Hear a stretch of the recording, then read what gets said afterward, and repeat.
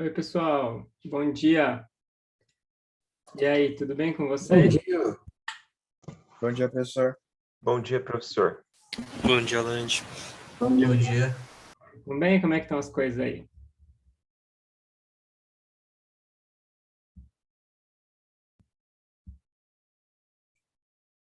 Tudo certo? E os cursos estão evoluindo bem? Todas as disciplinas, está tudo caminhando? Tá show?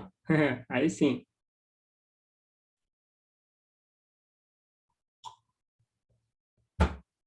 Legal, legal.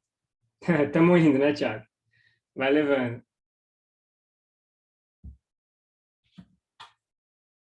Beleza, pessoal. Alguma dúvida da última aula? Antes da gente começar?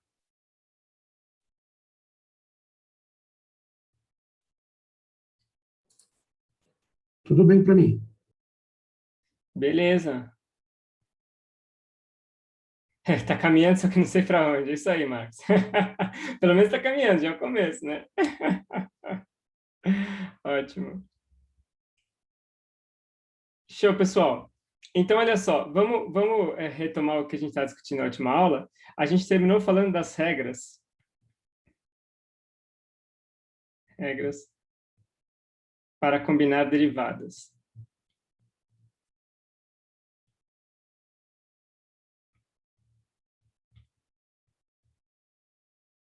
Né? Então, a gente tinha discutido algumas regras. A primeira delas era que a derivada de uma constante vezes qualquer função de x, a gente pode colocar a constante para fora da derivada, né? Então, a constante não entra no processo de derivação, só entra a função x. A segunda é a regra da soma, né? Que é a derivada de duas funções, x1 de t mais x2 de t, é a soma das derivadas. É dx1 dt mais dx2 dt. Depois, a gente tinha visto uma regra um pouco mais sofisticada, que é a chamada regra do produto, que é o que acontece quando a gente tem um produto de duas funções. E nesse caso, a regra era derivada da primeira vezes a segunda, mais primeira vezes a derivada da segunda. E por último, tinha aquela regra que era um pouquinho mais abstrata, que era chamada regra da cadeia, que dizia que quando eu tinha a derivada de uma função composta, né, f de g de t, isso daqui podia ser escrito como sendo df dg dg dt. Tá? E, somado a isso, a gente tinha visto também uma tabela, né? A tabela de derivadas.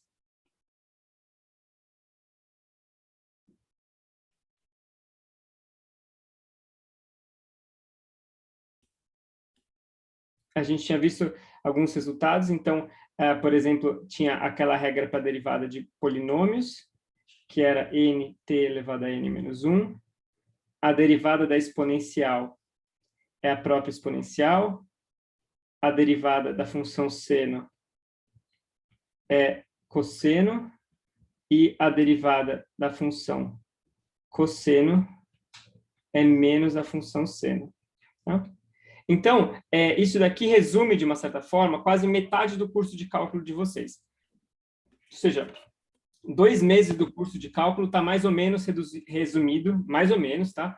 Nessas fórmulas aqui. Qual que é a ideia? A ideia é que muito do que está aqui são coisas que vocês talvez não entendam ainda bem de onde vem isso, né? Ou seja, talvez entender assim a fundo o que está acontecendo aqui.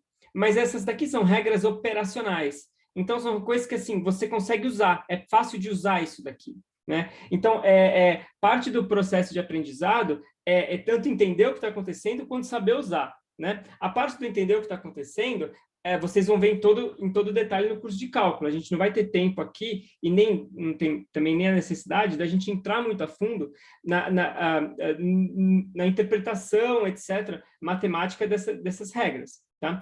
Inclusive, tudo que está aqui, exceto essa daqui, né, a gente, no fundo, não demonstrou. Eu só estou dizendo para vocês. A gente não chegou a demonstrar nada disso. Eu só estou contando para vocês o resultado. Tá? Mas, assim, é importante entender essa diferença entre o que é a regra, que é uma coisa fácil de aplicar, e por que essa regra vale, né? Qual que é a lógica por trás dessa regra. Então, aqui é uma boa oportunidade para vocês treinarem um pouco com essas regras, mesmo sem saber exatamente como elas são derivadas. Tá? Então, vamos tentar fazer um exemplo. Vamos fazer um exemplo aqui um pouquinho mais complicado. Então, exemplos.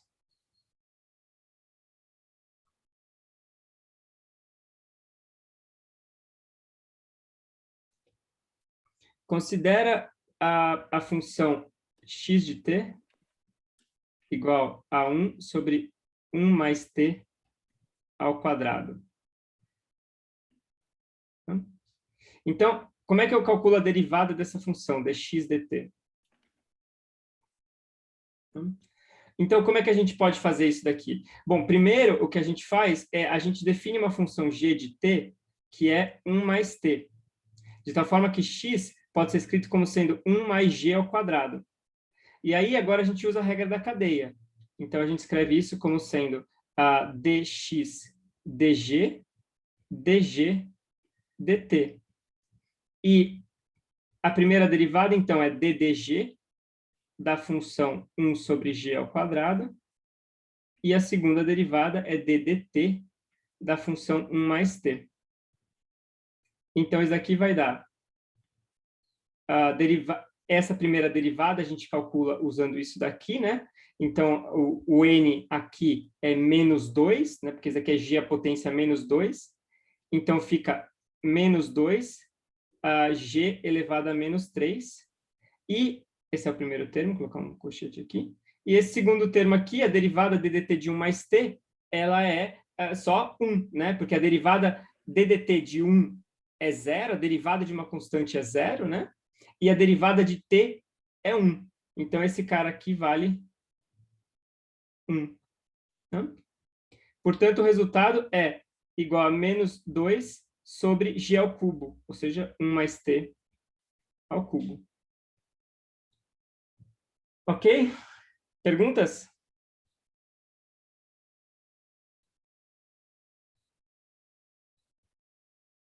Se isso aqui não estiver claro, pessoal, por favor, perguntem. Assim, é importante praticar com isso e treinar com essas regrinhas, etc. Tá?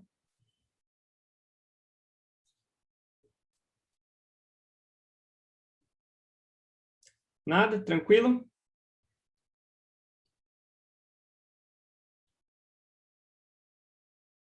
Alô, pessoal, tem alguém aí? Ah, bom. Não, Lucas, boa pergunta. Por que a derivada de 1 mais t não é igual a 2? Ó, vamos fazer essa conta em mais detalhe aqui. Se estiver dando confusão, a gente faz. Então, quem que é, colocar aqui, ddt de 1 mais t? Isso daqui é ddt de 1 mais ddt de t. A derivada é a taxa de inclinação. Então, a derivada de qualquer constante é sempre zero, porque a constante não tem inclinação. Então, esse termo aqui é zero. Né? E, por outro lado, esse outro termo aqui é o ddt de 1. Então, olhando para a tabela aqui, seria o equivalente a colocar o n igual a 1. Então, cai o 1 e fica t elevado a 0, que é 1. Então, dá 1, né? Beleza?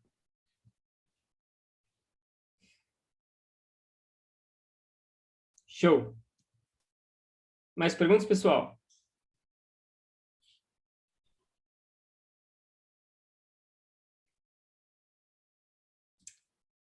Beleza. Então, agora a gente vai falar sobre o conceito de integral. Eu vou falar sobre integral, primeiro, uma integral que chama integral indefinida. Já vou explicar por que esse nome. Tem um outro nome também que aparece, que eu quero introduzir desde já, que é a antiderivada. Então, qual que é a ideia? A gente viu que a derivada podia ser interpretada como sendo uma espécie de uma caixinha preta aqui, que entra uma função x de t e sai a função dx dt. Né? Então, ou seja, meu input é uma certa função, uma função qualquer x de t, e ela cospe, né, a minha maquininha aqui, ela cospe a função dx, uma nova função dx dt. Uma pergunta natural é qual que é a operação inversa, né? Ou seja, eu quero uma operação tal que, se eu entro com a minha derivada, eu vou ter uma operação aqui, né? E o resultado dessa operação é a minha função x de t. Então, é isso que a gente chama de uma antiderivada, ou seja, é o processo inverso. Se eu entro com x e saio com dx dt, agora eu quero fazer a operação inversa. Eu quero entrar com dx dt, eu quero sair com x. E a grandeza que faz isso é a integral, que a gente usa esse símbolo, dt. Então, a ideia é mais ou menos a seguinte, deixa eu ilustrar através de um exemplo. Suponha que x de t igual a t ao quadrado. Então, d dt, a derivada de t ao quadrado, a gente sabe que é 2t, né? A gente sabe que essa derivada de t ao quadrado é 2t. Portanto, a gente escreve que a integral em dt da função 2t, ela é igual a t ao quadrado. Ou seja, é a operação inversa. O operador de dt quando atua em t ao quadrado dá 2t, e esse operador integral de dt quando atua em 2t dá t ao quadrado. Esse aqui é um símbolo novo, tá? É um símbolo novo que a gente introduz do mesmo jeito que esse ddt é um símbolo novo, tá? Então, eu vou explicar o que significa esse símbolo. O que tem que ficar claro agora é que essa cobrinha aqui, ela é tipo um S, tá? É o símbolo de uma integral, não é uma letra. Realmente um símbolo específico que a gente usa, que é tipo uma cobrinha. E lembra um S que tem a ver com soma, tá? A integral está relacionada com soma. A gente vai entender mais para frente o motivo disso. Mas o que é importante lembrar agora é que essa cobrinha sempre vem junta do dt, né? Então, você nunca vai ver a cobrinha sozinha. É sempre cobrinha em dt, porque a gente diz que a gente está integrando em dt, né? Isso daqui é a variável de integração. Esse dt, ele especifica que a gente está integrando na variável dt. Então, você sempre vai ver junto a cobrinha e dt, tá? Nunca se tiver os dois separados, tem alguma coisa errada. Uma outra coisa também é que, em alguns lugares, você vai ver isso aqui escrito como sendo assim, integral de 2t dt. Ou seja, você vai ver a mesma coisa escrita, mas com o dt do lado de lá. É integral da função dt. Isso daqui tanto faz, tá? Isso daqui é só uma questão de conveniência. Tem gente que gosta de colocar o dt no começo, tem gente que gosta de colocar o dt no final. Só que ou é no começo ou é no final. O dt não pode ficar do lado de fora, né? E ele tem que aparecer. Então, a única flexibilidade que você tem é se você coloca ele no começo ou no final. Tudo bem? Perguntas?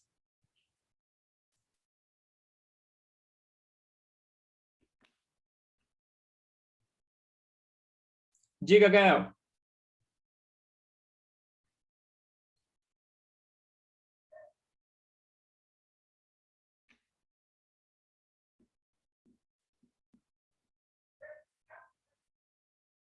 O dt pode aparecer do outro lado da igualdade? Nesse tipo de conta, não. Nesse tipo de conta, não. Vão ter situações, mais para frente, onde vocês vão ver esses dt's aparecendo em lugares loucos. Né? Os dt's podem aparecer em lugares exóticos, mas nesse tipo de conta, não. É integral em dt, o resultado é só uma função. Aqui não tem mais dt nenhum. Beleza?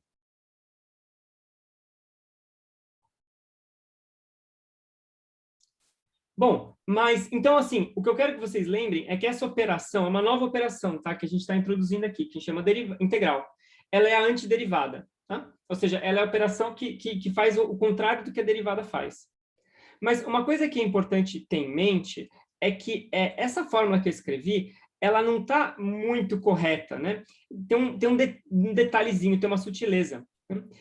Considera a função x de t igual a t ao quadrado mais 1. Se eu calcular o ddt de t ao quadrado mais 1, como a gente viu, inclusive, no exemplo anterior, né? O ddt vai atuar aqui e vai dar 2t. Mas quando o ddt atuar no 1, ele vai dar 0. Então, isso aqui também é 2t. Né? Ou seja, eu tenho aqui duas funções, t ao quadrado e t ao quadrado mais 1, cuja derivada dá o mesmo resultado. Né? Então, na verdade, a integral de dt de 2t, também poderia ser t ao quadrado mais 1. Também vale. Também é ok. E, claro, esse 1 aqui não é importante, poderia ser 2 aqui, ou 3, ou 4, ou 5, ou qualquer constante. Né? Então, vocês veem que se eu somo uma constante, isso não muda mais nada para essa operação de antiderivada. Ou seja, em geral, o que a gente vai escrever é o seguinte. Em geral, a gente vai escrever que a integral em dt de 2t ela é igual a t ao quadrado mais c, onde c é igual a uma constante qualquer. Existe uma arbitrariedade na hora de calcular essa antiderivada, porque a derivada mata constantes. Sempre que você soma uma constante, a derivada mata essa constante. Então, você perde informação. Quando você quer fazer o processo inverso, né, quando você quer voltar, você foi. Quando você quer voltar, parte da informação foi perdida de forma irreversível. Você não tem como recuperar. Então, a integral de dt de 2t, ela é t ao quadrado mais qualquer constante c. Ou seja, esse cara que está do lado direito, se eu derivar, vai dar 2t para qualquer c. Essa é mais ou menos a ideia. Então, a integral sempre tem essa constante arbitrária. E a gente vai ver que essa constante tem um papel físico importante. A gente vai ver logo, logo. Tudo bem, pessoal? Perguntas?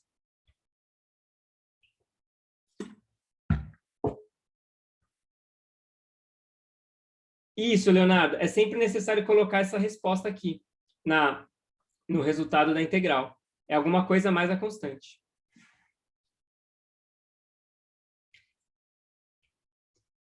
Então, a integral definida, né? Vamos só, integral definida.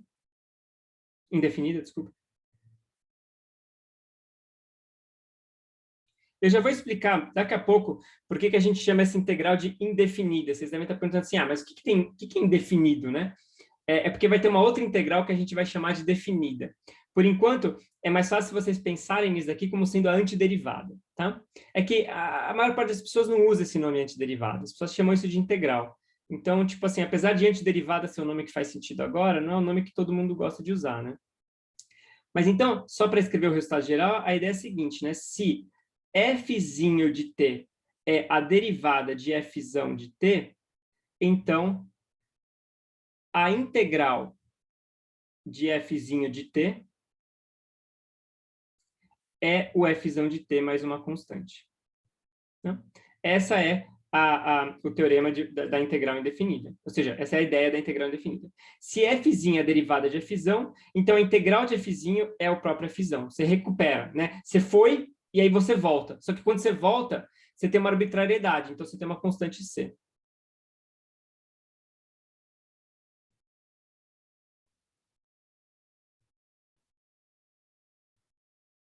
Perguntas?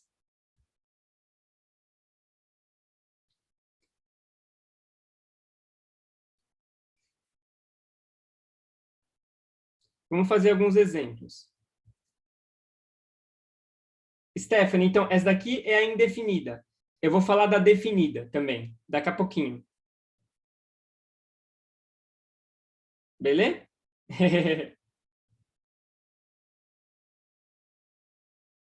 Então, vamos considerar o seguinte.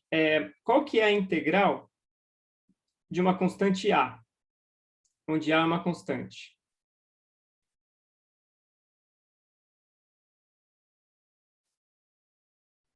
Então, gente, olha só. Integral, eu já vou avisando para vocês, é muito mais difícil que derivada, tá? Derivada é meio fácil, no sentido que derivada você tem uma regrinha de boa ali. Você tem uma tabela, você tem as regrinhas, calcular a derivada é uma coisa braçal. Qualquer função que você me der, por mais chato que seja, eu consigo calcular a derivada, é só ficar aplicando regrinhas. Integral é osso. Integral é osso porque integral é uma operação inversa, então eu tenho que imaginar a função, ou seja, eu tenho que imaginar a resposta. Eu tenho que pensar assim, qual que é a função que se eu derivar da A? Né? Tipo assim, que tipo de função que quando eu fizer a derivada, o resultado vai ser A. Então, eu tenho que imaginar a resposta para conseguir calcular a integral. Calcular a integral é muito mais difícil. Inclusive, tem várias funções que não dá para calcular a integral. É muito comum você ter funções que é impossível calcular a integral analiticamente, ou seja, escrever uma fórmula para ela. Né? Mas nesse caso simples, a gente consegue. Qual função que se eu derivar, eu obtenho A? Então, qual é x de t tal que dx dt igual a A? Alguma sugestão? Boa, Ana. AX. Como assim, Tiago? Uma incógnita T qualquer. O que você quer dizer com isso? E Ana, só um cuidado que não é AX, né? Tem que só tomar esse cuidado. É AT. Isso. Boa.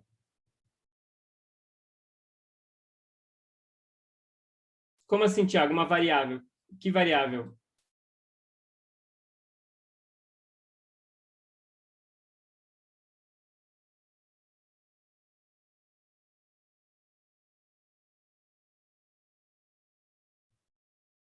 Então, Tiago, mas a ideia é pensar, tipo assim, ó, por exemplo, vamos fazer uns exemplos aqui. Será que x de t igual a t ao cubo é uma boa resposta?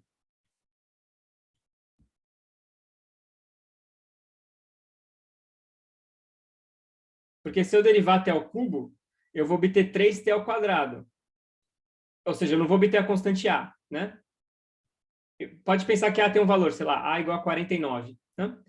Então, a pergunta é, que função que eu tenho que derivar tem que ser tal que, quando eu derivo, eu obtenho a constante a. Né? Será que t ao cubo funciona? Será que seno de t funciona? T elevado a A, Leonardo? O que acontece se eu derivar t elevado a A?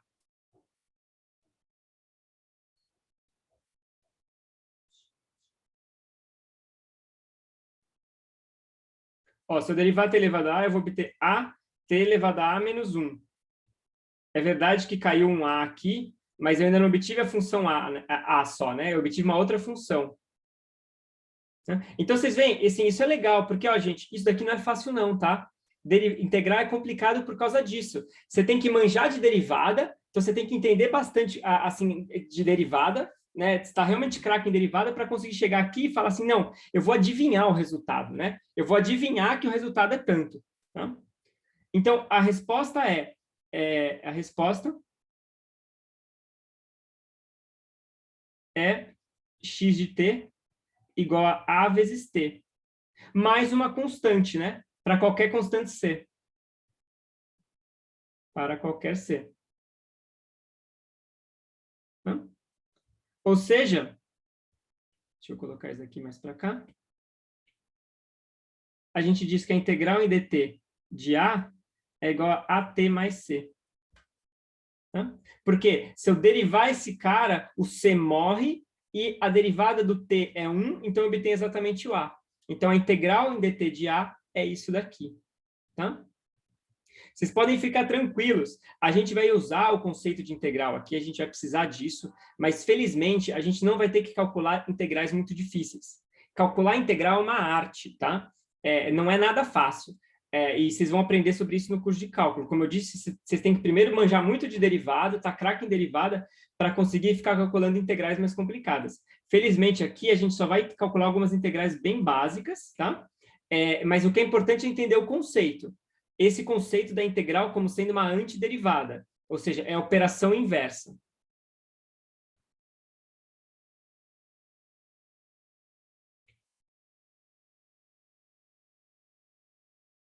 Tudo bem? Vamos fazer mais um exemplo? Qual que é a integral de t ao quadrado?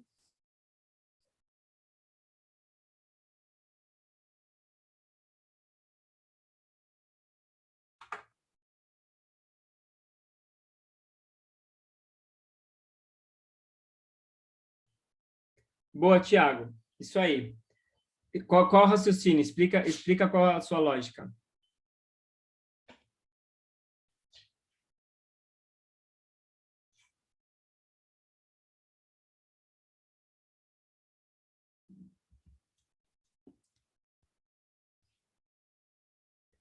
O inverso da derivada. Beleza, tranquilo.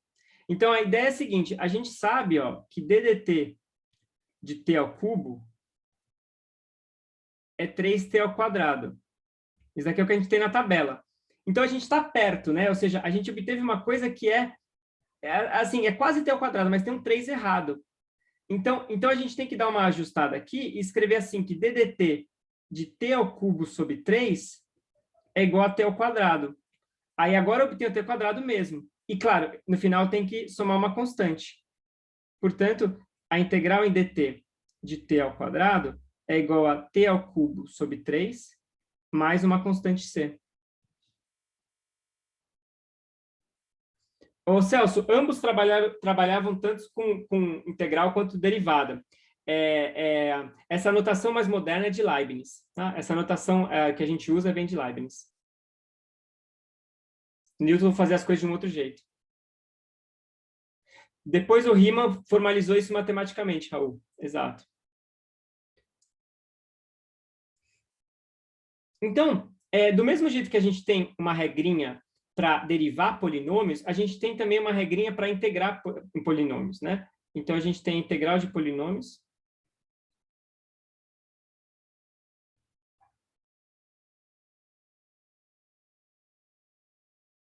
A integral em dt de um polinômio t elevado a n é t elevado a n mais 1 sobre n mais 1 mais uma constante. Isso aqui é a mesma lógica da tabela, né? É só pensar na operação inversa. Tenta imaginar o que acontece se eu derivar essa função, né? Ou seja, o que acontece quando eu fizer ddt de t elevado a n mais 1 sobre n mais 1. Como a gente viu, a constante pode ser tirada para fora da integral, então esse meu n mais 1 fica aqui, e eu fico com ddt só de t elevado a n mais 1. E aí isso daqui vai dar n mais 1 vezes t elevado a n sobre n mais 1, porque a derivada é caio a potência que está aqui e o que sobra é uma coisa menos 1. Então sobra n mais 1 menos 1. Dá isso daqui, que dá t elevado a n. Tá? E aí eu também somo uma constante. Então isso daqui, no fundo, assim, para a felicidade de vocês, é essencialmente o que a gente vai precisar lembrar por enquanto, tá? A gente não vai precisar de integrais mais complicadas nessa primeira etapa do curso. Essencialmente vai ser esse tipo de integral. Tudo bem, pessoal? Perguntas?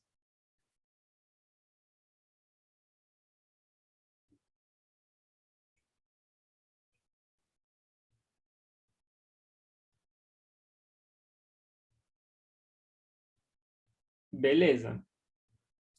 Então, oi, Stephanie.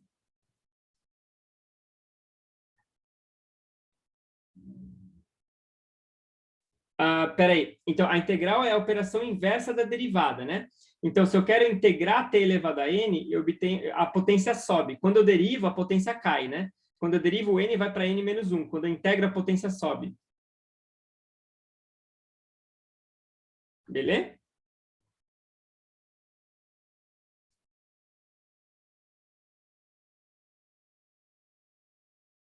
Show.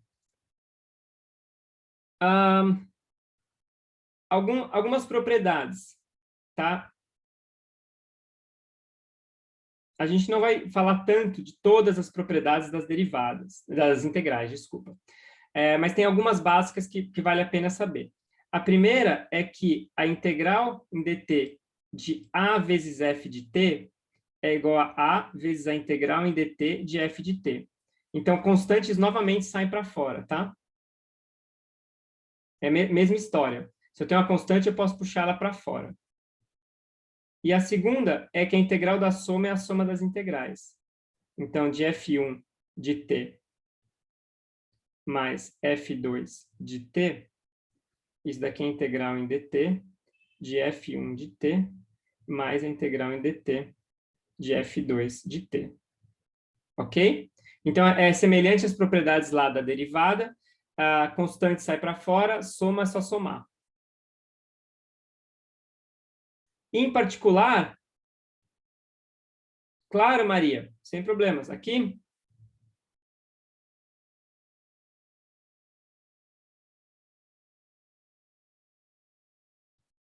beleza, boa. E, em particular, uma pergunta interessante, né? Qual que é a integral de zero? Essa daqui é um pouco delicada, né? O que significa integrar zero? Alguma sugestão?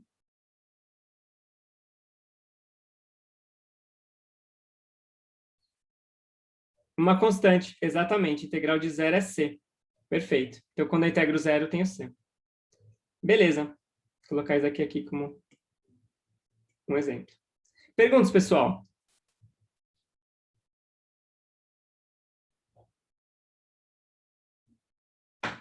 Oi, Caio. Aqui?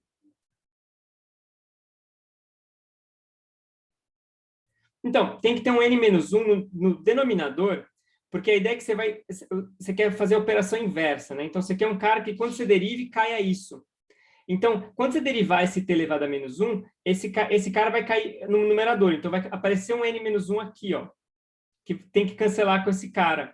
Então, a ideia é que o resultado dessa integral tem que ter um n mais 1 no denominador para exatamente cancelar o cara que cai da derivada.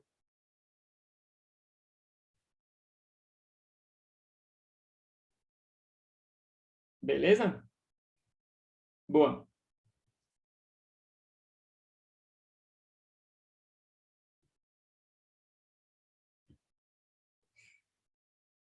Então, agora, vamos falar sobre a aceleração e velocidade.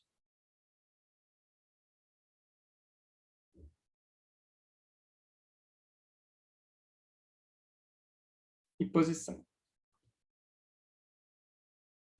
Então, a gente já tinha visto que se eu tenho o vetor posição r de t, eu posso dele obter o vetor velocidade como sendo a integral do vetor posição no tempo, né? E deixa eu até ser um pouco mais explícito aqui. O vetor posição, ele é... deixa eu colocar ele mais para cá. Ele é x de t na direção i, mais y de t na direção j, mais z de t na direção k. Né? E aí dele eu obtenho o vetor velocidade como sendo dx dt na direção i, mais dy dt na direção j, mais dz dt na direção k. Né? Então, se eu tenho o vetor posição, eu derivo cada uma das componentes para obter o vetor velocidade. Né? E daqui eu posso agora obter o vetor aceleração como sendo a derivada do vetor velocidade. Então, vai ser dvx dt na direção i, mais dvy dt na direção j, mais dvz dt na direção k. Então, a gente viu esse procedimento, onde eu começo com a posição, eu derivo para encontrar a velocidade, depois eu derivo para encontrar a aceleração. Né? Agora que a gente tem integrais, a gente pode fazer a operação inversa.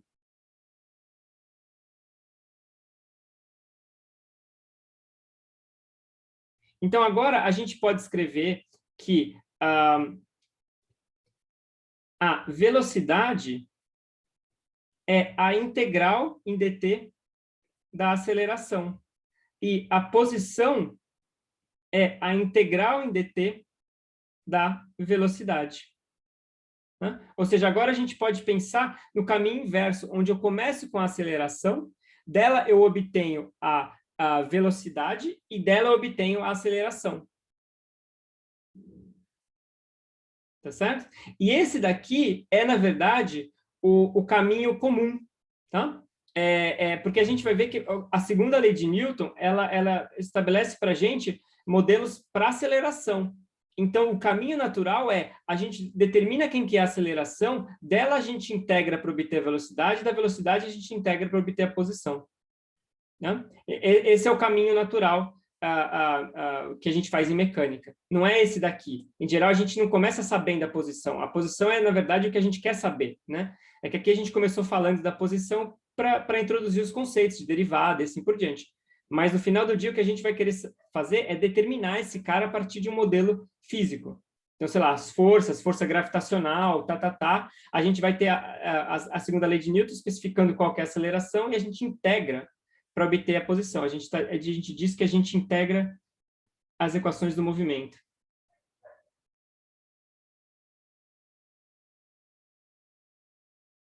Equações do movimento. Esse é o é o beabá da mecânica, né? O que a gente gosta de fazer em mecânica é integrar as equações do movimento. A gente parte da aceleração e integra para obter a posição. E essa integral, assim como a derivada, ela atua componente a componente.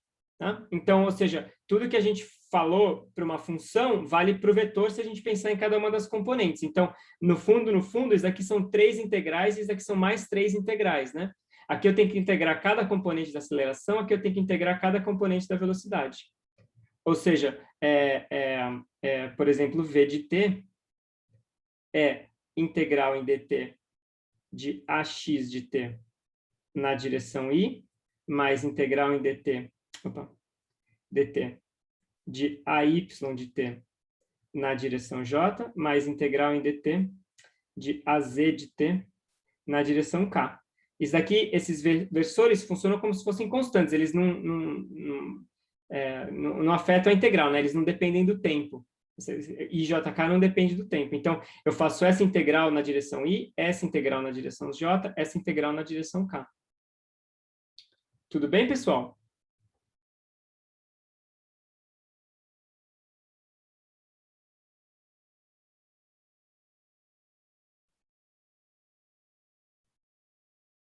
Como assim o versor da integral, Raul? Ou seja, você pode calcular o versor associado a V, não tem problema nenhum. Isso aqui é um vetor, você pode calcular o versor associado a ele. Ah, pode. Pode sim, você pode colocar esse i aqui, por exemplo. Exato, você poderia escrever isso daqui como sendo i vezes integral em dt de ax de t. Isso é permitido, é legal, né? Não tem nada de errado com isso. Isso, Stephanie, essas direções elas representam só o referencial, exato, perfeito.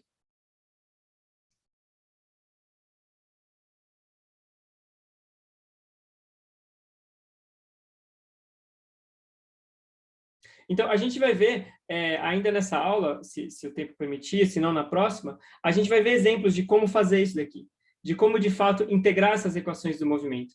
Mas vamos começar aqui com um exemplo simples. Vamos pensar um exemplo em 1D.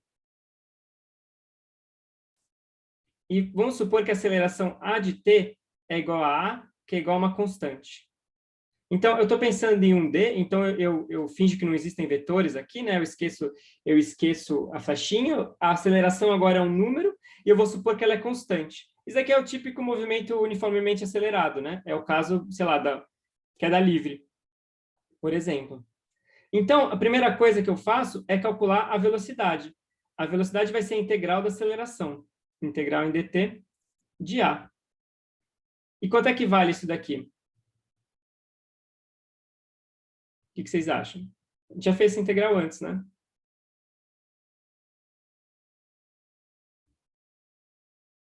Só C, Gabriel? É uma mistura aí da resposta do Gabriel com a da Stephanie, ou AT mais C, né? Por que AT mais C? Porque quando eu derivo... então, Victor, cuidado, né? Não é A ao quadrado, porque a integral é em T. A é só uma constante, né? Então, eu tenho que derivar com relação a T. Né? Então, se eu derivo isso daqui com relação a T, o A não faz nada, ele fica quietinho. E a derivada de T é 1 e a derivada de C é 0. Então, quando eu derivo isso daqui com relação a T, eu obtenho A. Beleza? E quem é C? Né? Quem é C? Vocês veem, aqui a gente consegue atribuir uma interpretação física para essa constante C. Por que aparece uma constante C? Porque se eu sei a aceleração, eu não sei a velocidade. Né? Sabendo só A, não me especifica completamente a velocidade. Exatamente, Raul. Porque eu poderia ter começado com qualquer velocidade.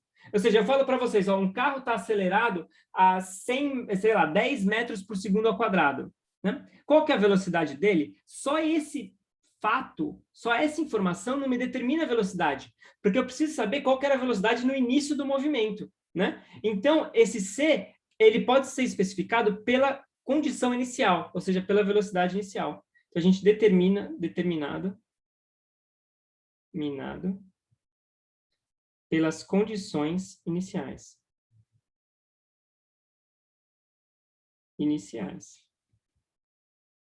Por exemplo, se eu colocar aqui V de 0 é igual a V0, eu tenho dessa fórmula aqui que V de 0 é A vezes 0 mais C, ou seja, é igual a C. Portanto, C é a velocidade inicial V0. E daqui eu tiro, então, que V de T é igual a AT mais V0. Então, vocês veem, isso daqui é uma coisa física, né? Aqui é matemático. Essa constante C é uma coisa matemática, ou seja, de acordo com a matemática, a integral de A tem uma constante, a constante é arbitrária, pode ser 42, não importa, pode ser 55, tanto faz. Mas a gente determina essa constante C fisicamente, impondo que isso aqui é uma velocidade, portanto, no instante inicial, 0, eu tinha que ter alguma velocidade ali, podia ser 0, ou podia ser um número diferente de 0. Então, a constante C é fixada pela condição inicial do problema, que é uma coisa física.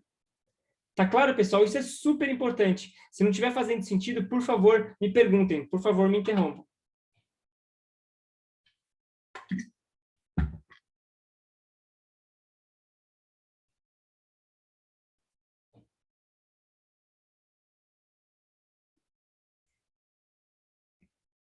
Beleza? Show. Agora que eu tenho a velocidade, eu posso integrar mais uma vez para obter a posição. Então, agora a gente obtém a posição x de t como sendo a integral de v de t, de dt v de t. Então, isso aqui vai ser a integral em dt de at mais v0. E agora, como é que eu calculo essa integral? Né?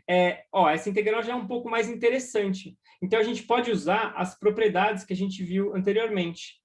Essas propriedades 1 e 2. Em primeiro lugar, a integral, quando eu tenho uma constante, eu posso pôr ela para fora. E quando eu tenho a soma de duas funções, eu posso calcular a integral de cada uma independentemente. Né? Então, isso daqui vai ficar A vezes a integral de t mais a integral de V0, mais uma constante, né? Então, vai ficar aí a integral de t, quanto é que era? Né? Tem que usar a tabela aqui, ó. Acho que, na verdade, a gente fez essa conta. Onde é que está a integral de t? Não, a gente não fez. A gente fez a integral de t ao quadrado. Vamos fazer a integral de t, né? A integral de t...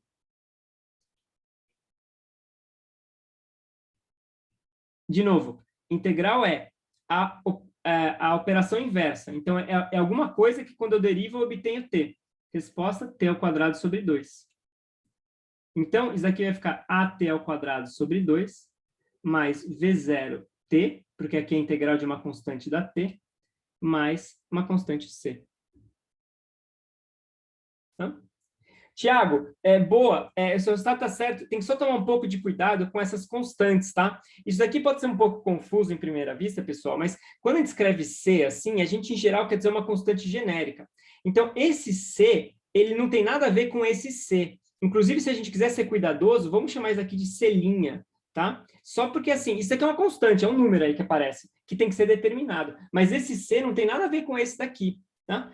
E esse C, inclusive, a gente já determinou ele vale V0. Né? Isso aqui é uma outra constante, é uma nova constante de integração. Então, como a posição está duas derivadas de distância da aceleração, né? XVA, quando eu integro a aceleração para obter a posição, eu obtenho duas constantes. Primeiro essa, depois essa. Né? E o que vocês acham que vai ser, de onde vocês acham que vai ser determinada essa nova constante C'?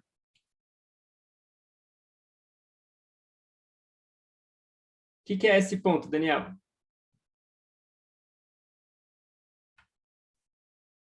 Isso, Marina, boa. Exato, posição inicial. Então, se eu colocar agora x de 0 igual a x0, x de 0 vai ser a vezes 0 ao quadrado sobre 2, mais v0 vezes 0, mais c'. Portanto, c' vai ser igual a x0. Ou seja, x de t igual a t ao quadrado sobre 2 mais v0t mais x0. Tá? Então, vocês veem, o que a gente obteve é um resultado familiar para todo mundo. Mas a forma como a gente obteve é super nova. Tá? A gente obteve do jeito certo, do jeito, assim, robusto. a gente obteve partindo de um modelo para aceleração, nesse caso que a aceleração era uma constante, e integrando as equações do movimento, calculando duas integrais. Esse é o jeito certo de fazer, certo no sentido de que essa é a forma que você pode agora generalizar para qualquer tipo de aceleração. Então, esse procedimento que a gente fez, ele é muito mais geral. Vocês estão muito acostumados com esse tipo de fórmula, porque estão muito acostumados com esse movimento retilíneo uniformemente acelerado. Mas aqui a gente vai estar mais interessado em outros tipos de movimento. Não precisa ser uniformemente acelerado. Então, esse A não precisa ser constante. Ele pode variar. Né? E aí, o jeito certo e geral de fazer esse tipo de cálculo é esse daqui. Começa com A, integra para obter o V, integra para obter o X. Né? Ô, Raicen, essa é uma boa pergunta. Tem jeitos e jeitos de fazer isso? Usando essa derivada, que é essa integral indefinida que a gente está trabalhando, não fica tão elegante, tá? Mas seria mais ou menos uma coisa assim, ó. A gente escreveria alguma coisa assim. Só que, ou seja, tem uma integral em T, uma integral em T'. A gente colocaria variáveis diferentes. Só que isso daqui ainda está meio xoxo. Quando a gente fala de integral definida, fica melhor, tá? Em termos de integrais definidas, isso daqui fica um pouco mais preciso. Com integrais indefinidas, não tem um jeito bonito de expressar. Mas é o que a gente chamaria de uma integral dupla. Beleza?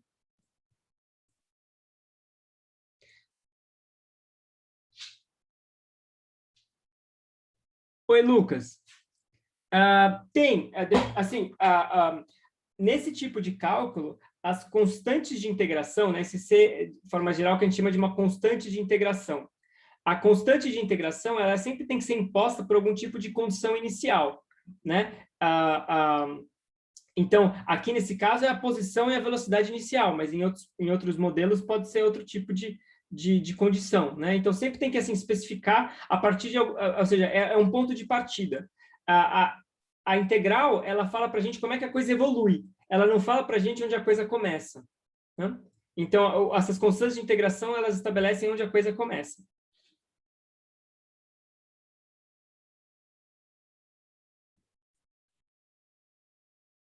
Beleza?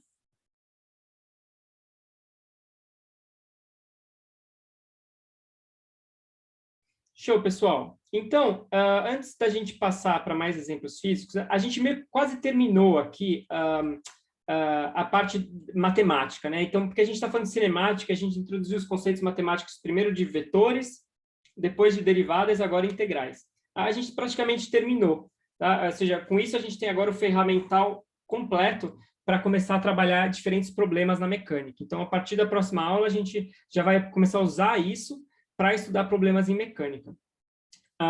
Tem só um último conceito que eu queria falar antes da gente entrar nisso daí, que é a ideia de integrais definidas, tá?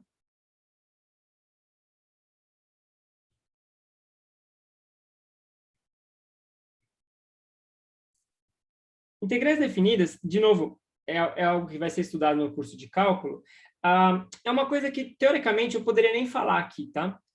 Ou seja, a gente poderia pular por enquanto. Mas eu acho que ela é muito bacana e ela dá uma interpretação legal para a integral. Então, eu gostaria de gastar 5, 10 minutos falando um pouco sobre o que é uma integral definida, porque eu acho que é legal, é bonito e é enriquecedor. Então, esse aqui é um outro tipo de integral, que, em geral, a gente vai escrever ela da seguinte forma. A gente vai escrever uma integral definida assim, ó, integral em dt de uma certa função f de t, só que a gente vai colocar dois limites aqui, por exemplo, t0 e t1. O que muda na integral definida é que a gente coloca dois limites, dois instantes de tempo, que é o que a gente chama de limites de integração.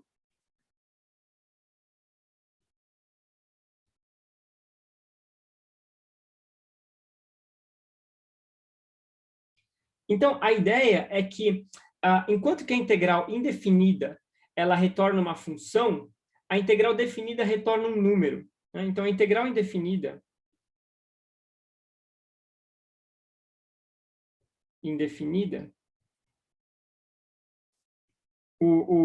ela retorna uma função. Ou seja, quando eu calculo a integral indefinida, o que eu obtenho é uma função, né? Por isso que a gente chama ela de antiderivada. Porque ela está essencialmente fazendo a operação inversa da derivada, né? Já a integral definida, ela retorna um número.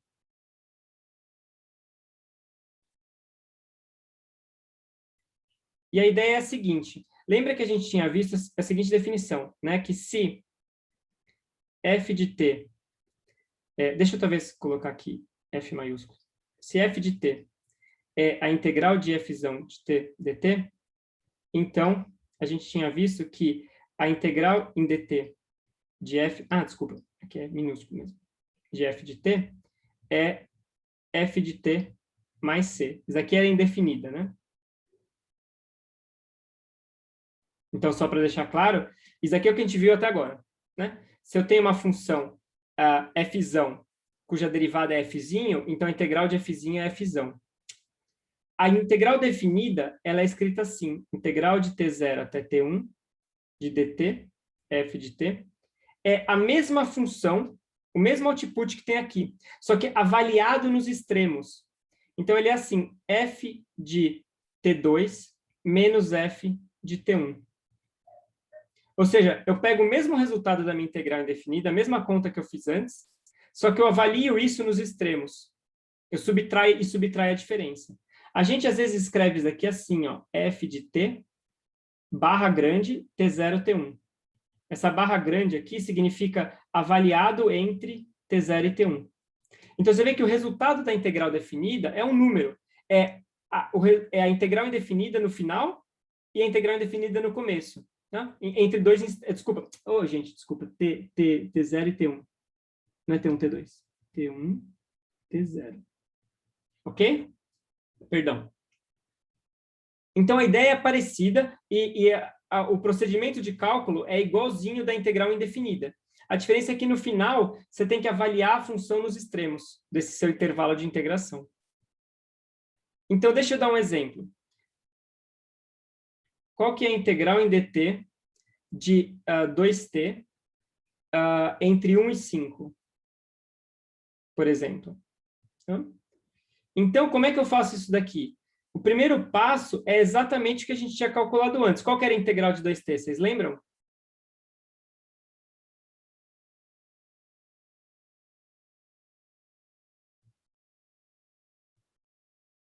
Boa, Leonardo. T ao quadrado.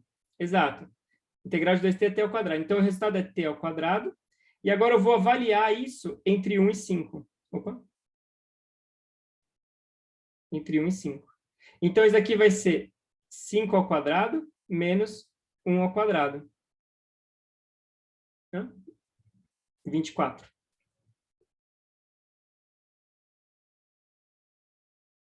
Ok? A ideia é exatamente a mesma. A única coisa que muda é que você avalia isso nos intervalos.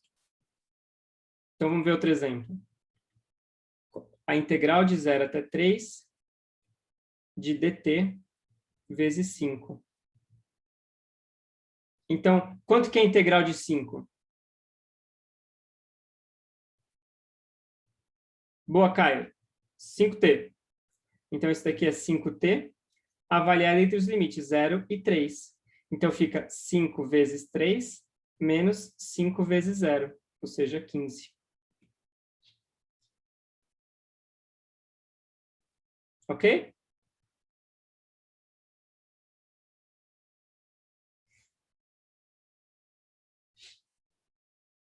Boa, Victor. Aí não precisa da constante. Por quê?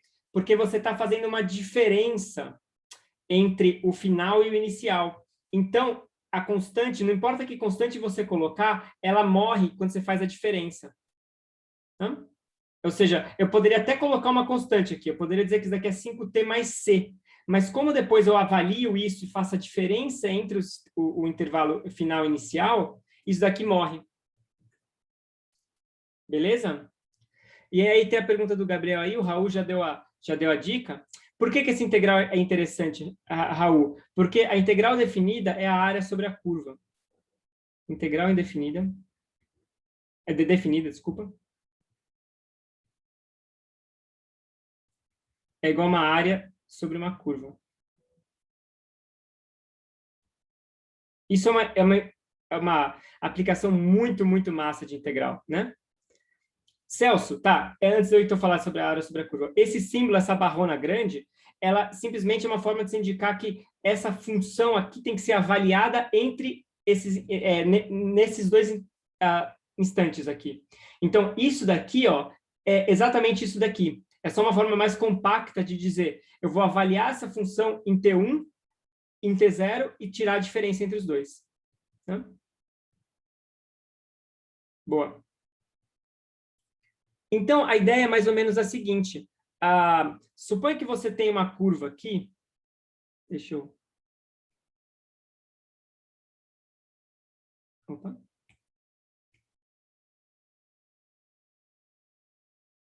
Então, aqui está T, aqui está uma certa curva, f de t. E aí eu tenho dois instantes aqui. Então, eu tenho um instante t0, eu tenho um instante t1, e aqui eu tenho a minha curva. Tá? Aí eu vou olhar para esse cara nesses instantes aqui. Tá? E agora eu posso calcular a área sobre essa curva. Então, eu posso calcular esse cara aqui. Espera aí. Fazer assim que acho que fica um pouco melhor.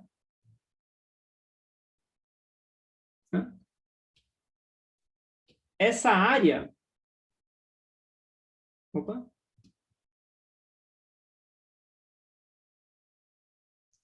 Ela é igual a integral de t0 até t1 dt f de t. Tá? Isso daqui é a grande aplicação da integral definida. É super massa. Porque, assim, imagina como é que a gente faz para calcular essa área aqui. Todo mundo pode concordar que, né, a gente consegue definir uma área aqui. Ou seja, isso daqui tem uma área. Mas como é que a gente calcula essa área quando a função ela é curva, né? Ela sabe, faz essas coisas assim. É muito complicado.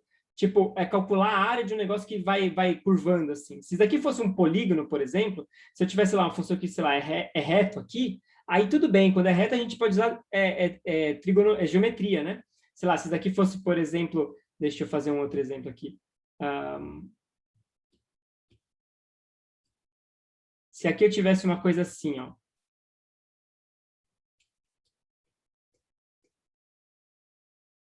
Opa. Alguma coisa assim, né? Aí tudo bem. Aí a gente pode concordar que a gente tem uma geometria aqui, a gente pode usar, isso aqui é um trapézio, né? A gente usa aqui algum resultado lá de geometria que vai calcular a área, base, altura, dividido por não sei o quê, né? Tudo bem. Agora, o que acontece quando a curva ela é super, assim, não linear, né? Ou seja, é uma coisa que sei lá, tem todas essas curvas, assim, geral. Como é que a gente calcula a área de um negócio desse? É difícil. Então, a integral definida, ela é exatamente essa área. E o motivo para isso aqui não é simples, tá? Eu não estou explicando para vocês por que isso é verdade. Eu não estou explicando, o motivo para isso é profundo. Por que que a antiderivada tem a ver com a área sobre uma curva? Isso no fundo, o que a gente chama de teorema fundamental do cálculo, tá?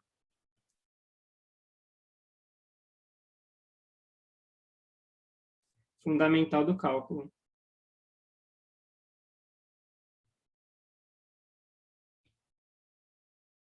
É verdade, né? Ajudaria no vestibular, exatamente.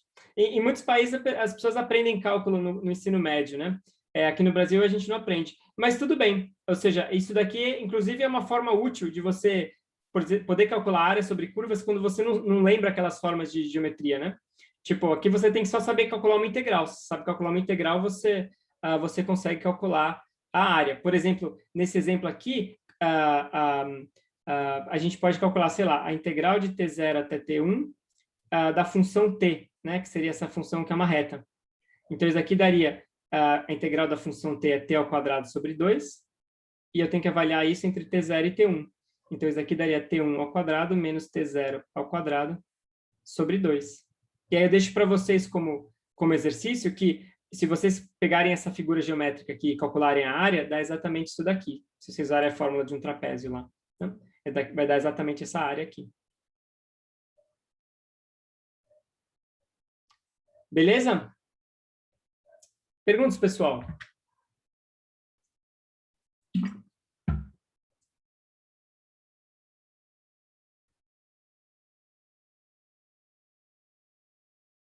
Sem perguntas?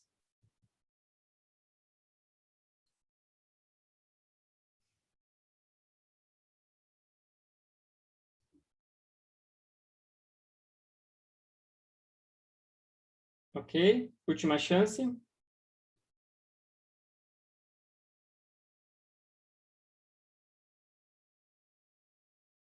Beleza. Então, agora a gente vai falar sobre o movimento, sobre aceleração uniforme.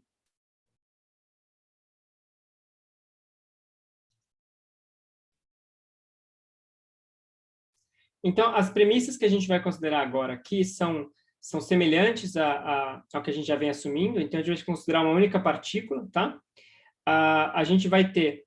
Opa, a gente tem um sistema de coordenadas aqui.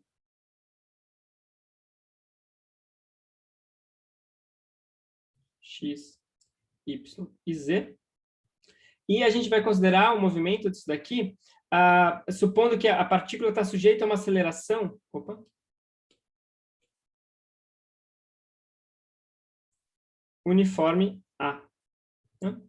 Ou seja, a ideia é que A de T é igual a um vetor A, é AXI mais AYJ mais AZK. E isso aqui é independente do tempo.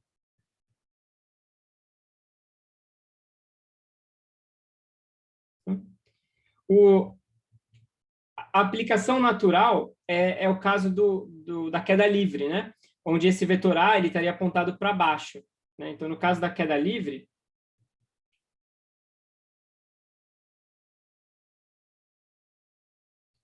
se eu pegar esse cara aqui,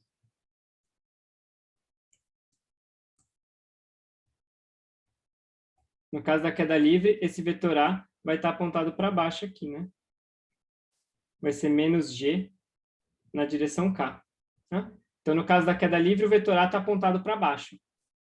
Mas a gente vai considerar um A genérico, porque a gente vai ver que tem outras aplicações legais, em particular envolvendo campos elétricos, que é o que a gente vai falar na próxima aula, onde o A pode apontar em qualquer direção, ele não precisa apontar para baixo. Então, é legal a gente fazer a conta para um A genérico. A gente já fez essa conta agora há pouco, né? Se eu só subir aqui, ó, a gente fez uma conta muito parecida. Aqui, ó, a gente fez o exemplo 1D. Então, a gente supôs que o A de T era constante. A diferença é que aqui a gente não fez um tratamento vetorial. Agora, vamos refazer essa conta num tratamento 100% vetorial. Tá? Mas a ideia, então, é essa. Ou seja, esse é um caso importante, são acelerações uniformes, só que agora o vetor aceleração ele pode apontar em qualquer direção do espaço. Eu não vou colocar nenhuma restrição sobre isso daí.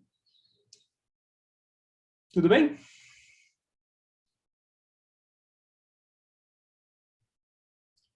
Então, a gente começa calculando a velocidade, o vetor velocidade. V de t é a integral em dt do vetor aceleração. Então, isso daqui vai ser integral em dt de ax na direção y, mais integral em dt de ay na direção j, mais integral em dt de az na direção k. Tá? São 3 integrais, mas cada uma dessas integrais são equivalentes, né? Então, por exemplo, a integral em dt de ax vai dar ax vezes t mais uma constante, que a gente sabe que é v0x, a componente x da velocidade.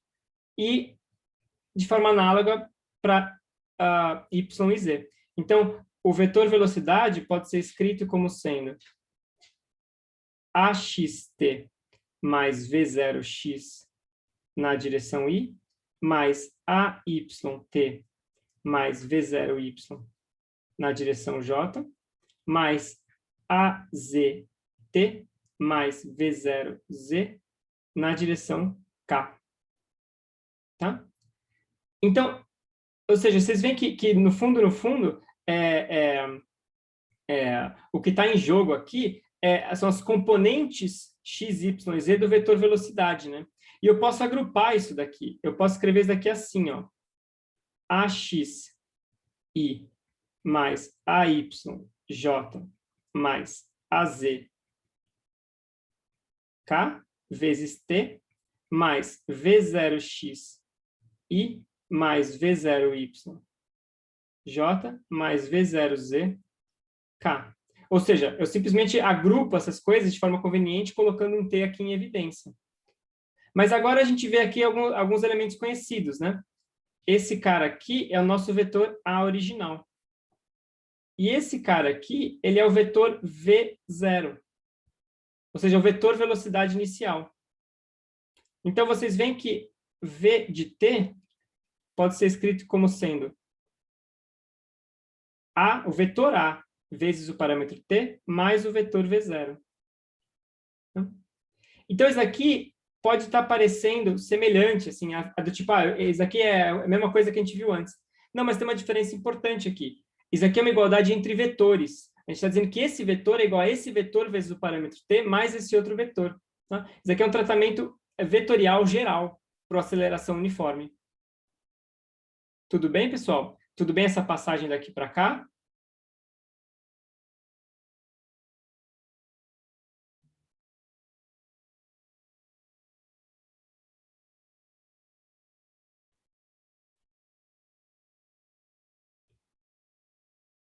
Beleza.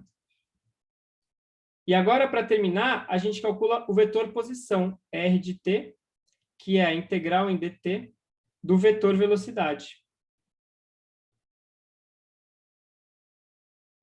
Ou seja, isso daqui vai ser integral em dt de vx de t, na direção i, mais a integral em dt vy de t, na direção j, mais a integral em dt vz de t, na direção k. As três integrais, de novo, são três integrais, né? Que nem aqui a gente tinha três integrais para fazer, aqui tem mais três. Mas elas são todas análogas, né? Então, por exemplo, a integral em dt de vx de t vai ser a integral em dt de... Só um minuto, Raíssen, já respondo. Integral em dt de axt mais v0x. E essa integral aqui, a gente já fez ela antes, vai dar axt ao quadrado sobre 2 mais v0xt mais x0. Não, o dt, não é bom colocar ele em evidência, não. Ou seja, o dt sempre, eu prefiro pensar assim, ele sempre vem colado no símbolo de integral aqui. Né? Então, ou seja, ele não é um número que você pode ficar jogando de um lado para o outro. Tem regras especiais de como manipular esse dt. Você até pode fazer algumas coisas com ele, mas, assim, tem que tomar um certo cuidado. Então, por enquanto, é melhor você pensar que o dt ele sempre vem colado no símbolo de integral e só. Ou seja, você pode meio que pensar nisso daqui como quase que um símbolo só. Tá? Então, com isso, a gente obtém que R de t vai ser axt ao quadrado sobre 2 mais v0xt mais x0 na direção i, mais ay sobre 2 t ao quadrado mais v0y mais y0 na direção j, mais az t ao quadrado sobre 2 mais v0z t mais z0 na direção k. E, de novo, a gente pode agrupar isso daqui, né? Vocês veem que eu posso escrever isso daqui como sendo R de t é o vetor A, t ao quadrado sobre 2, mais o vetor V0 vezes t, mais o vetor R0. Opa. Beleza? Tá claro, pessoal? De novo, se não tiver, me perguntem.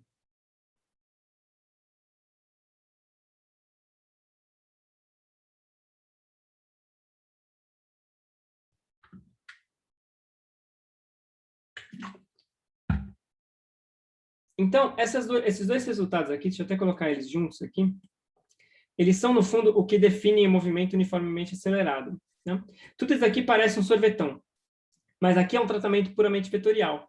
Então, isso aqui vale para uma aceleração em qualquer direção, ou seja, o vetor aceleração, ele pode estar em qualquer direção do espaço, qualquer posição inicial, qualquer velocidade inicial.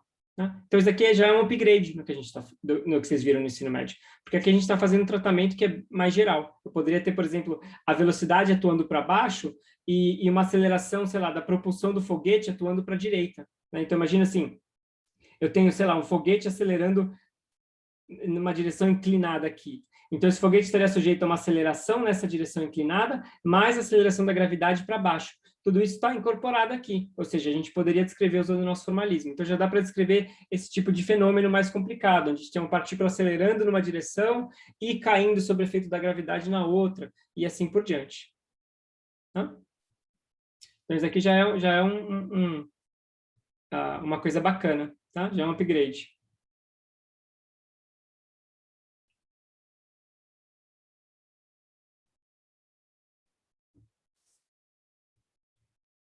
Gustavo, a gente tem que comemorar as pequenas vitórias, né?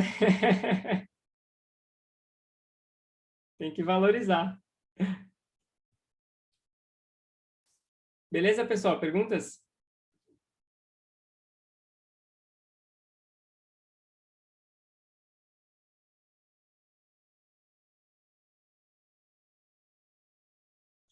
Ok. Então, vamos falar agora como é que a gente especializa isso para o movimento na presença do campo gravitacional.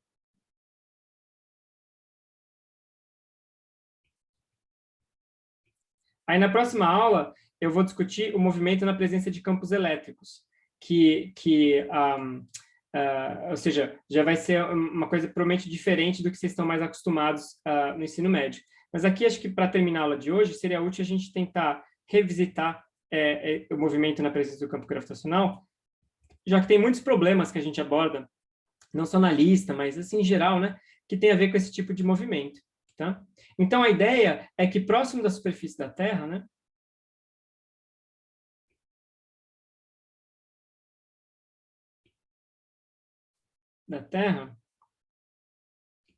a aceleração devido à gravidade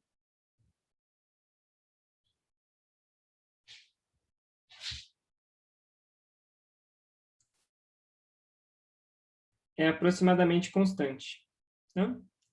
Se a gente começa a sair de perto da superfície, por exemplo, no caso do lançamento de um foguete, isso daqui já deixa de ser verdade. Tá? A gente vai tratar isso mais para o final do curso, ou seja, esse cara passa a depender da posição, a aceleração depende da posição que a partícula está. Mas aqui, para movimentos próximos da superfície da Terra, a gente pode supor que é constante.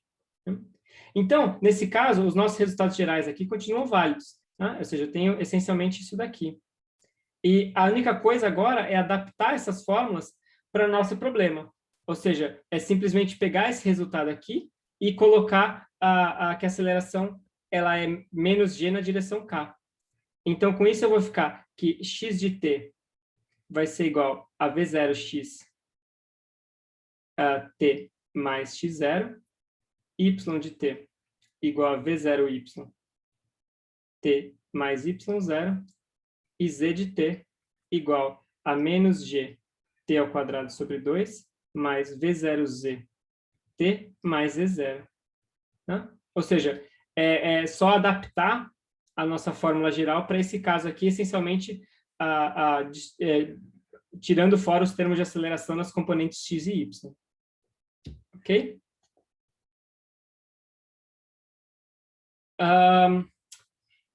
Alguns comentários sobre isso. Vocês veem que isso é uma coisa que eu queria enfatizar, né? O movimento, nesse caso, ele ainda é 3D, né? Ou seja, o movimento continua sendo em 3 dimensões.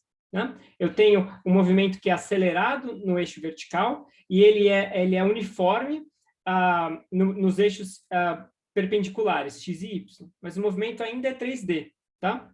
No entanto, muitas vezes, a gente pode reduzir isso a um movimento 2D.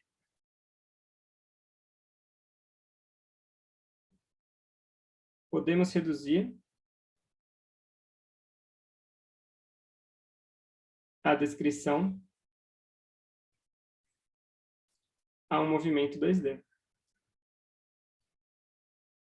Como é que a gente faz isso? A questão é a seguinte, imagina que o movimento é, sei lá, o lançamento de um projétil. Então, tem um canhão aqui, né? E aí a gente lança esse projétil numa certa direção. Então, sei lá, faz assim e cai aqui. Né? Cai aqui num certo ponto. Então, vocês veem que a escolha dos eixos x e y é arbitrária. Então, eu não precisava ter escolhido esse eixo aqui para ficar bem no meio do caminho. Eu podia escolher meus eixos de tal forma que alinhar esses movimentos. Ou seja, eu posso escolher,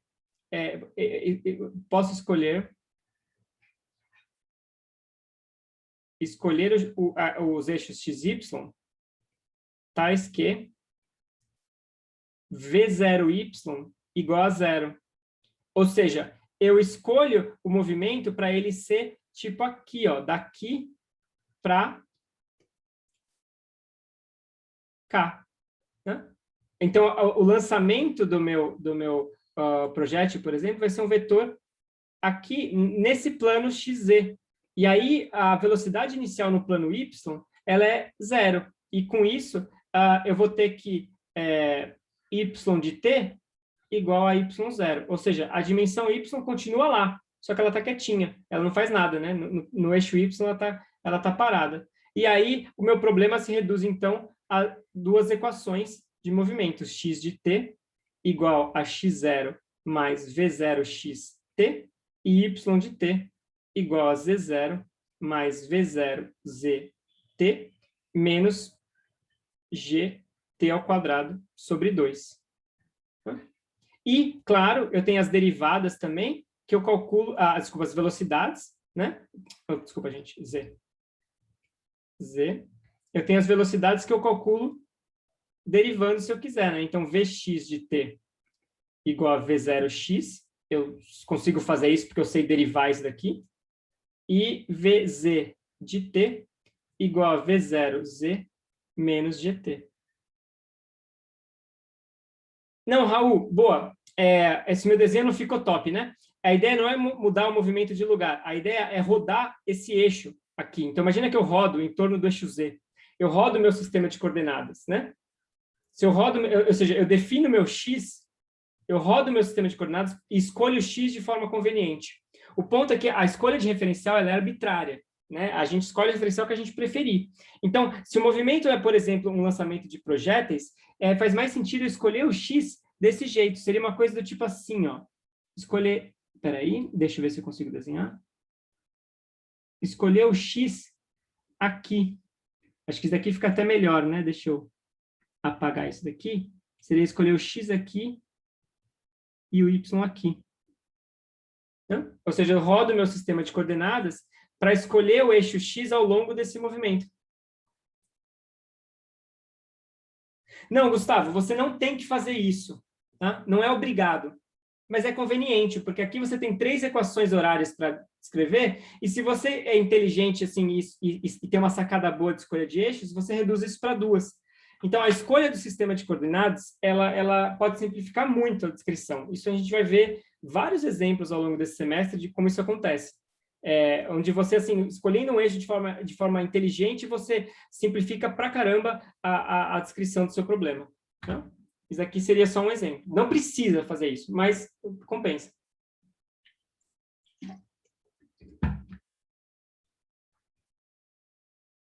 Ok? Facilita a vida, exatamente.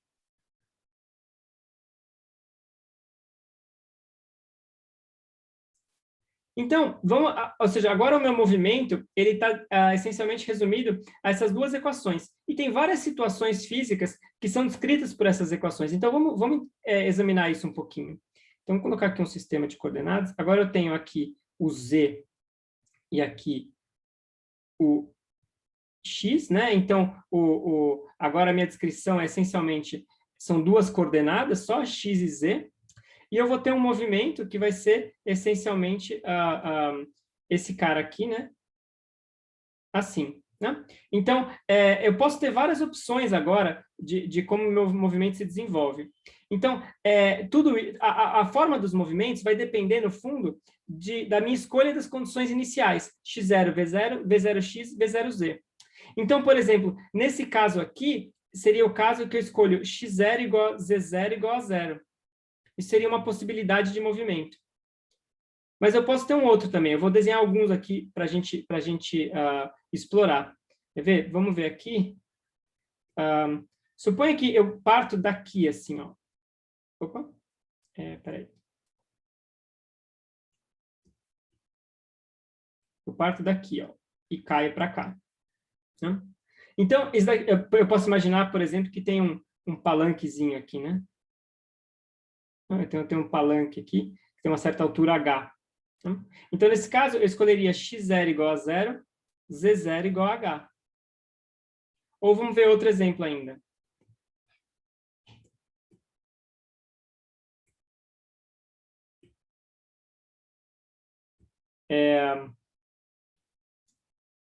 Suponha que eu começo daqui, ó.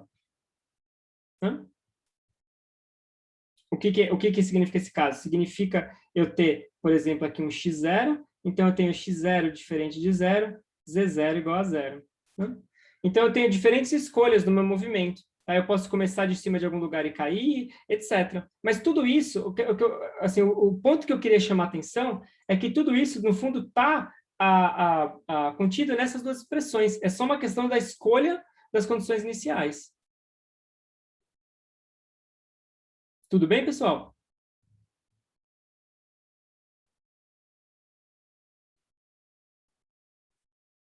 E a velocidade? A gente não falou da velocidade ainda, então vamos falar aqui da velocidade. Onde é que entra a escolha da velocidade inicial? Né? Ou seja, essa escolha aqui, V0x e V0z. Ela entra, no fundo, na direção do lançamento. Né? Então, eu tenho aqui, por exemplo... Opa, peraí. Eu tenho uma flechinha aqui. Eita, lá, peraí.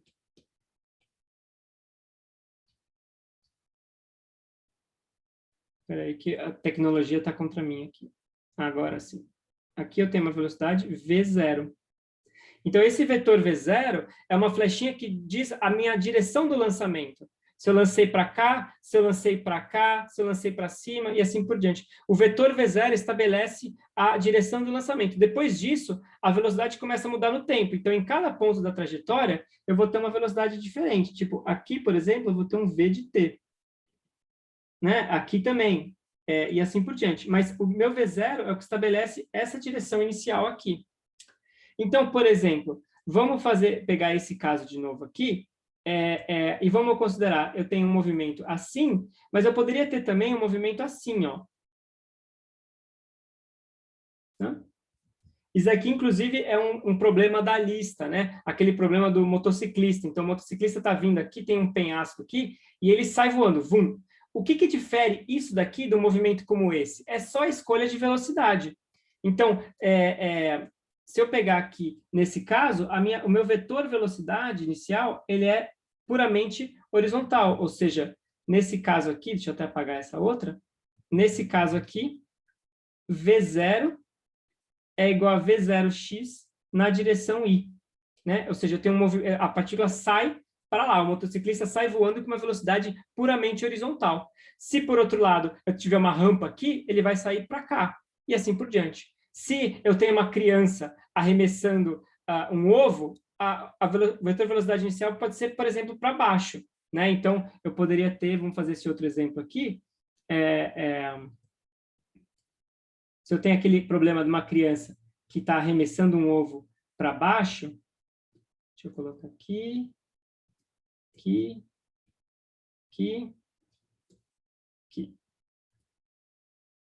Como é que ficaria aquilo? Fica tipo assim, ó. Eu tenho aqui uma plataforma e eu tenho que o meu movimento vai ser assim, né? E o meu vetor inicial vai ser um V0 assim. Por exemplo, se ela jogar o ovo para baixo. Tá? Então, vocês veem, isso daqui eu acho muito massa. Porque, tipo assim, você tem vários tipos de movimento que vocês veem problemas desde lá do ensino médio, etc., que agora, no fundo, todos estão unificados. É uma questão da direção dos vetores. Né? Desculpa, da escolha dos vetores. O vetor posição inicial e o vetor velocidade inicial. Todos esses tipos de movimentos são descritos pelo mesmo conjunto pelas mesmas leis dinâmicas, que no fundo é a aceleração uniforme.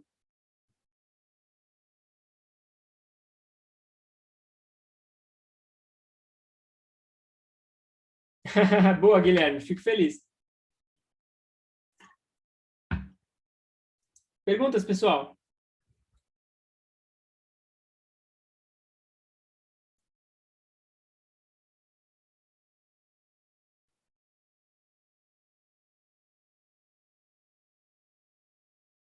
Tranquilo? Estou ficando sem cores aqui. Vamos ver que cor que eu vou usar agora. Vamos usar marrom. Então, para terminar a aula, vamos só falar um pouquinho sobre o lançamento de projéteis. Opa!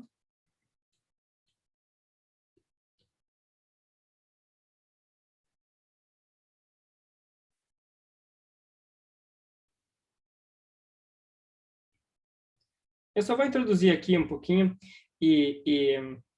roxo é top. Eu acho que eu já usei o roxo, Gustavo. Eu só vou introduzir um pouco aqui a ideia e falar o conceito geral, mas vamos considerar esse tipo de problema aqui, ó, esse daqui. Né? Então, eu vou considerar que eu tenho um projétil que está sendo lançado. Tá? Por simplicidade, eu vou supor que a condição inicial é no zero, né? Então, tem uma coisa assim. E ia ter uma certa velocidade V0. Tá? Então, isso daqui assim como muita coisa no curso de mecânica, isso daqui tem muito a ver com conceitos bélicos. Né? Você sabe que o nosso ensino de ciências, até hoje, no mundo inteiro, foi muito influenciado pela Revolução Francesa. Então, tem muita coisa de Napoleão aqui. Então, para fazer esse problema, imaginem que vocês trabalham para o Napoleão, tá certo? Vocês têm um canhão aqui, e vocês têm que atirar esse canhão. Né? E aí a pergunta é que tipo de coisa, ou seja, que tipo de parâmetros você consegue mudar na hora de atirar esse canhão. Então, as equações horárias são essas daqui. Né? Vou até copiar elas. São essas daqui, só que agora elas vão ser simplificadas para levar em conta o fato que a posição inicial é constante. Então, esses caras aqui, né? Deixa eu colocar isso aqui. Isso daqui, eu vou supor que é zero, tá? As condições iniciais são zero. E uma outra coisa que é conveniente fazer, é conveniente decompor a vetor velocidade da seguinte forma. V0 em o módulo, que é V0x ao quadrado mais V0y ao quadrado, e o ângulo θ, que é cateto oposto, desculpa, não é y, é z. V0z, cateto oposto sobre cateto adjacente. Ou seja, introduzir aqui esse ângulo θ de lançamento. Né? Então, a ideia é que eu vou escrever o meu vetor V0 como sendo V0 cosseno de θ, que nem a gente discutiu algumas aulas atrás, né, nessa decomposição angular do vetor, na direção I, mais V0 seno θ na direção K. Por que isso é conveniente? De novo, tem que pensar como se você estivesse trabalhando lá para o Napoleão. V0 é a magnitude da velocidade. Então, o V0 ele é determinado pelo canhão. É o tipo de pólvora que você está usando, o peso da bola, etc. Esse V0 é fixo. Mas você quer atingir um alvo aqui. Né? Então, o que você consegue, na prática, mudar é o ângulo θ. Você consegue vir aqui, alinhar o seu canhão e escolher a direção apropriada para dar esse tiro. Tá? Então, é conveniente a gente escrever essas equações como sendo x de t igual a V0 cosseno de θ vezes t e z de t como sendo igual a V0 seno de θ vezes t menos g t ao quadrado sobre 2. Tá? Essas daqui, então, vão ser as equações que a gente vai analisar em mais detalhe na próxima aula. Então, eu vou parar por aqui, eu só queria escrevê-las, tá? Na próxima aula, o que a gente vai fazer? A gente vai começar analisando um pouco melhor essas equações para aprender, né, como é que manipula esse tipo de coisa, quais são as perguntas relevantes, etc. E depois a gente vai falar sobre o movimento na presença de campos elétricos. E aí, com isso, a gente conclui a aceleração uniforme. Tá? Mas eu vou parar por aqui hoje. É isso aí, pessoal. Valeu! Se tiverem perguntas, mete bronca. Já acabou, Marcos, olha só.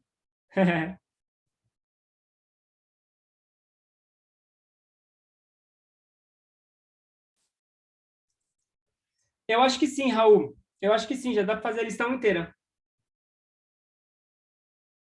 Valeu, gente. Obrigadão, tchau, tchau. Tchau, professor. Obrigado pela aula. Tchau, tchau. Obrigado a você. Tchau, professor. Tchau, Obrigado. tchau, Lange. Valeu, gente. Tchau, professor. Obrigado. Tchau, professor. Tchau, professor. Obrigado pela aula. Tchau, tchau, gente. Tchau, tchau.